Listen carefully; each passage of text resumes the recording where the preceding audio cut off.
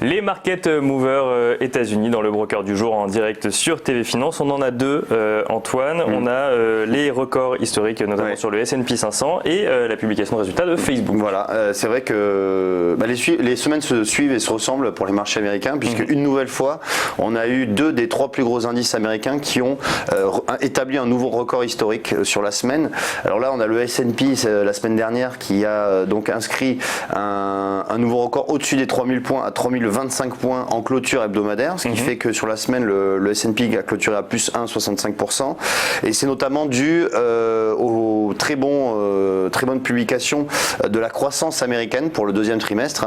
La croissance américaine qui est ressortie encore au-dessus des attentes. On attendait plus 1,8% et c'est 2,1% qui est ressorti.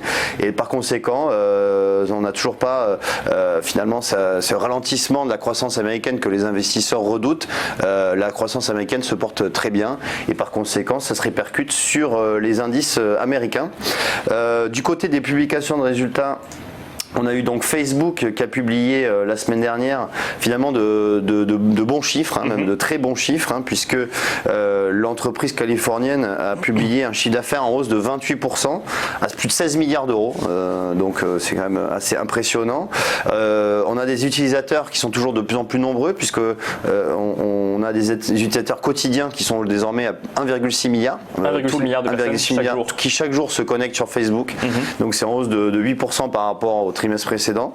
Et cela étant, petite ombre au tableau, c'est la croissance, la croissance des marges qui ressort un peu inférieure aux attentes, puisque en fait le prix des publicités a décliné en raison des utilisateurs qui se tournent vers les stories. En fait, il y a beaucoup plus de stories dans le monde Facebook, parce que je rappelle que le monde Facebook, c'est aussi Instagram et WhatsApp, ça appartient donc à Facebook. Et par conséquent, le prix des publicités a un peu décliné pour Facebook, mais graphiquement, on voit que le titre est toujours en tendance assez forte. Alors, le jour de l'annonce, on a eu un record encore de plus de 1 an sur le titre à 208 $, mais depuis, on a un titre qui se replie un petit peu. Alors, il faut savoir d'où ça vient, Facebook, ça vient du début de l'année, on était aux alentours de 160 $. Bien sûr. Donc, on a un titre qui progresse quand même de plus de 40% depuis le début de l'année. Donc, on peut attendre une petite correction sur le titre pour revenir, parce qu'on voit que cette entreprise est quand même très profitable à moyen long terme. Et on peut rappeler que Facebook avait reçu une amende la semaine dernière pour sa politique de vie privée, notamment suite au scandale Cambridge Analytica. Ça n'a pas l'air de trop... Non, mais en fait Facebook avait provisionné déjà cette amende qui était aux alentours de 3 milliards $, et c'est vrai que c'était déjà prévu et déjà intégré dans les cours.